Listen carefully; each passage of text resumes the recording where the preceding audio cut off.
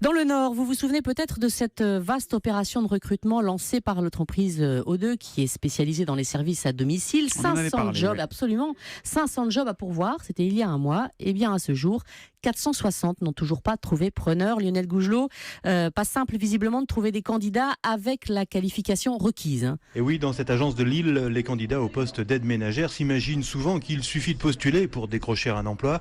Eh bien, ce n'est pas le cas, dit Marlène Wojciechowski, directrice régionale de la société O2. Non, ça suffit pas parce que faire le ménage chez soi, c'est pas faire le ménage chez un client qui va avoir des exigences bien spécifiques. Ça reste compliqué. C'est toujours considéré comme des petits boulots, c'est effectivement pas valorisant. Et pourtant, Dieu sait si c'est un vrai métier et on a vraiment besoin. Recruter des candidats qualifiés et motivés pour l'accompagnement des personnes âgées ou les gardes d'enfants, c'est aussi un casse-tête. Les horaires décalés sont souvent rédhibitoires et pour une rémunération au SMIC, difficile par exemple d'attirer les femmes seules avec enfants qui bénéficient d'allocations, constate Stéphanie Jossé, directrice d'agence. Aujourd'hui, on a des candidats qui sont des mamans isolées. Il faut être clair, beaucoup de ces personnes gagnent autant d'argent à rester à leur domicile qu'à travailler. Ce sont des mamans qui ne peuvent pas forcément travailler en temps plein.